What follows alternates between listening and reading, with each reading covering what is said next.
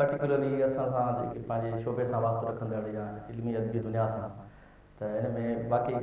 शरीक थी ख़ुशी महसूसु थिए थी पई। रुखसाना नवाब शाह खां वठी जामशोरी ताईं ऐं हैदराबाद ताईं शाइरी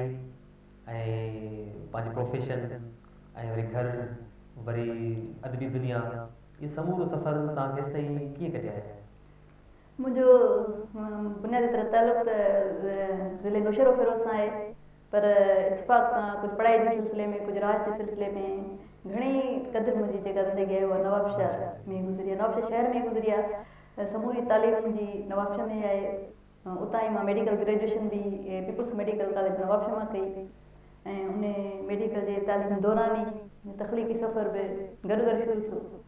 फर्स्ट एंटर खां थोड़ो लिखण शुरू कयो, पर बाक़ायदा जीअं रिसालनि ऐं अख़बारुनि में वो मेडिकल फर्स्ट प्रोफेशनल खां वठी मुंहिंजो अदबी दुनिया जो सां वास्तो बि कंटिन्यू रहियो ऐं ग्रेजुएशन उतां कई। पोइ उते ई मतिलबु सॼी अदबी सफ़र उते ई नवाबशाह मां ई कयो सन 2000 में ऐं शादी खां पोइ वरी हैदराबाद शिफ्ट थियासीं। अञा वधीक तव्हांखे हुते माहौल में हा न वधीक त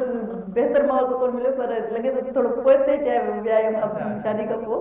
पर पहिरियां जेको मां सम्झां थी त मुंहिंजो अदबी सफ़र पहिरियां इलाही तेज़ हुयो, इलाही मां वधीक लिखी सघी हुयसि ऐं शादी खां पोइ घटि लिखी सघी आहियां, पर सफ़र जारी आहे। प्यासी साबिया जल तलवा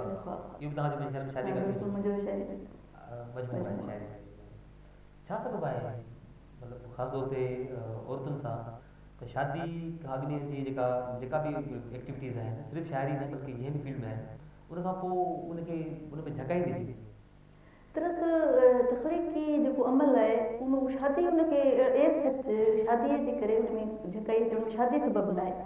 पर शादी खां पोइ कुझु माहौल अहिड़ो डेवलप थिए थो या कुझु फैमिली सिस्टम अहिड़ो थिए थो जो माना उनखे मुंहुं ॾींदे ॾींदे हीअ जेको पंहिंजो तख़लीक़ी सफ़र आहे उहो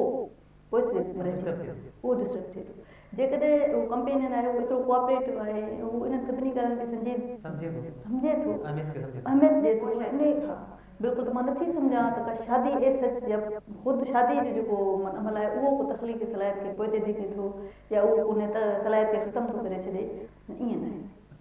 तव्हांजी मां स्टेटमेंट मां त शादी खां पोइ मूंखे अञा माना थोरो उहो ॾिसो न, हाणे मिसाल हिकिड़ो घर थिए थो, उन खां पोइ वरी ॿार थियनि था,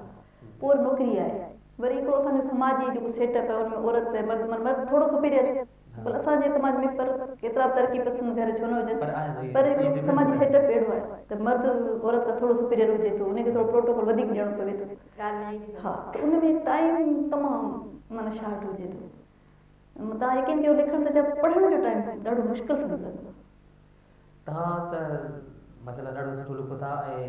हाणे तव्हां नई टहली वारी हुन मां निकिरी आया आहियो ऐं सिंध में तव्हांजी जेका शाइरी आहे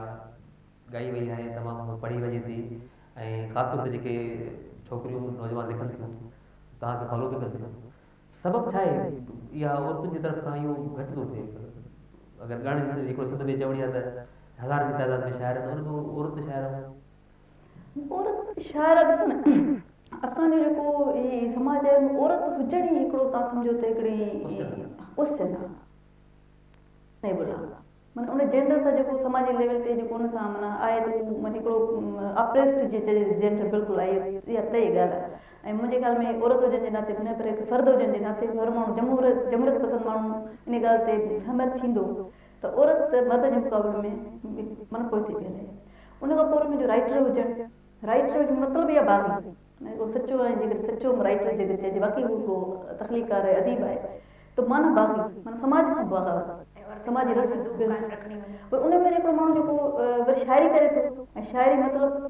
घणो करे त रोमांस या त हाणे छोकिरियूं कोशिशि त कनि थियूं ऐं काफ़ी अचनि थियूं, पर पोइ अधु में उहो सफ़र पंहिंजो छॾे थी वञनि। पोइ थियण त ई न घुरिजे, शायदि उनखे अहिड़ा हालात कोन था मिलनि या उन्हनि खे अहिड़ो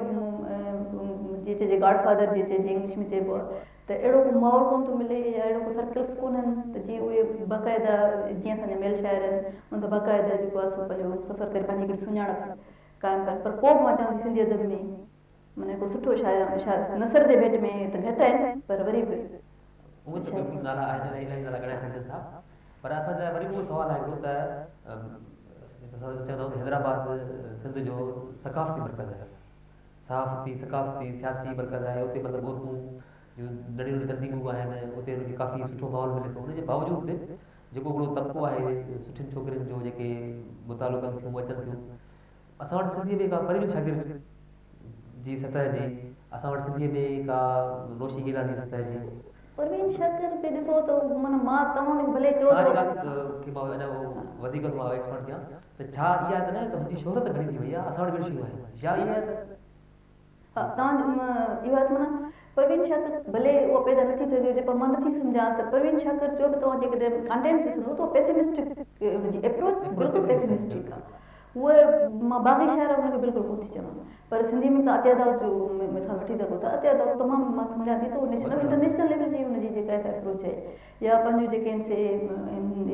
या फ़हरिमदाद आहे मरियम मजीद तमामु बेस्ट शाइर आहे, तमामु सुठी माना असांजे हिकु सुठनि शाइरनि में हुनजो नालो ॻणाए सघिजे थो। पर शायदि रूरल एरिया तां हिकिड़ो औरत हुजण जे नाते ॿियो त थोरो रूरल एरिया में मरियम मजीद जी जवाब सां ॻाल्हाए त उहा माना या उहो पाण बि राइटर्स खे कुझु ईगो हुजे थो त उहो पाण बि अदबी सर्कल में उथी वेही एॾी न सघी आहे त उनजो माना एतिरो माना नालो जीअं बाक़ाइदा ॻाणियूं हुनजी अदबी किताबनि में या अदब में सिंधी अदब जी तारीख़ जेतिरियूं आहिनि मां हीअ सभई नज़र मां कढी वञे उनमें टिनि चइनि औरतुनि जे नालनि सां पंहिंजो नालो ई अत्यादाव जो नालो कोन मिलंदो। तव्हां शबनम गुल जो नालो हिकिड़े में में कोन्हे, शबनम गुल ताईं ऐं त शबनम गुल बि असांजी तमामु सुठी शाइर आहे। त इहे कुझु त माना किथे उन्हनि खे जेको आहे हुन लिहाज़ ते काउंट नथो कयो वञे। मुंहिंजो साह समुंड लहरो लहरो कॾहिं न भाई हार तो का पाण अहिड़ी क़िस्म जूं सभई शयूं आहिनि तव्हांजो जेके माण्हू खे बरज़बानी यादि आहे। ऐं बेत खां वठी ग़ज़ल नसरी नज़म ऐं जदीद शाइरी जूं समूर सिंधियूं इन ताईं तख़लीक़ी सफ़र ताईं तव्हांजो पहुचणु साॻियो सवाल रोज़ाना जहिड़ो त हेल ते तव्हां पाण कीअं महसूसु कयो आहे शाइर जी हैसियत ते? जेकॾहिं हाणे तजुर्बो वेही कजे छाकाणि त वरी माज़ी वञिणो पवंदो त कीअं शुरूआति थी। सखर में जेको माहौल मिलियो ख़ासि तौर ते मां सिंधी अदबी संघ जो ज़िक्र कंदो आहियां हमेशह हर इंटरव्यू में त उते जेको माहौल असांखे मिलियो जंहिंमें रशीद भट्टी, फताह मलिक, तनीर अब्बासी, शेख अयाज़ इहे 4 वॾा अहिड़ा शाइर हुआ। हा त उन्हनि जे छांव में वेही करे या उते जेको सिंधी अदबी संघ जी गजाणनि जो जेको आउटपुट थियो क्लासिस हुआ उन्हनि वरी असांखे हथी ॾिनी या इनकरेज कयो।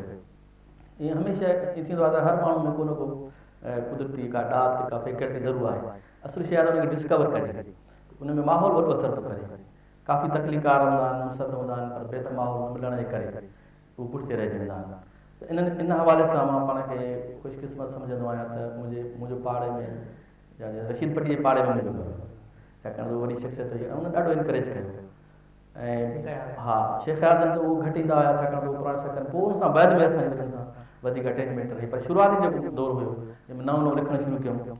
त राइटर्स खे पढ़ंदो हुउसि, कॾहिं हुन सां मुलाक़ात न थी। पर रशीद भट्टी साहिबु जॾहिं बि को राइटर वटि ईंदो हो त मूंखे घरु नापो करे मूंखे मिलाईंदो हुन सां। जमाल अबड़ो साहिबु आयो आहे त हुन सां मिलाईंदो त हीअ असांजो नौजवान शाइर आहे लिखे थो पियो, या मिसाल कॾहिं हमी सिंधी, कॾहिं न्याज़ अमानी, कॾहिं परवानो भट्टी या के ॿिया शाइर ईंदा हुआ त हुन सां मिलाईंदो ऐं ईअं तारीफ़ कराईंदो त भई असांजो नौजवान शाइर आहे लिखे थो पियो। त हिकिड़ो उत्साह मिलंदो ऐं दिलि चाहींदी त हीअ हेॾा माण्हू जिन खे असां पढ़ियो आहे ऐं हुनखे साम्हूं ॾिसिजे थो उत्साह हिकिड़ो मिलंदो, हिकिड़ो बहितर माहौल मिलियो। ऐं उहो ई सबबु हुओ उन दौर में हिकिड़ो दौरु अहिड़ो आयो ख़ासि तौर ते जंहिंमें 73-74 वारो इहो दौरु अहिड़ो हुयो। तव्हां जेकॾहिं तव्हां ॾिसंदो उन दौर जे रिसालनि खे तमामु घणा रिसाला शाया थिया ऐं उन्हनि रिसालनि में तकलीफ़ थींदड़ जेका शाइरीअत ऐं अदब हुयो जेके बि टैलेंटेड हुआ उहे माण्हू घुरी आया ऐं उन्हनि जा नाला तव्हां ॾिसंदो त हिकिड़ो हवालो बणिजी विया। ऐं हमेशह हमेशह हर हिन में मकाले में मज़मून में या के बि किथे बि का तकलीफ़ थी उन नालनि खे ॻणियो थो वञे। इहो ई दौरु जंहिंमें काफ़ी तकलीकारनि खे मौक़ो मिलियो छपिजण जो।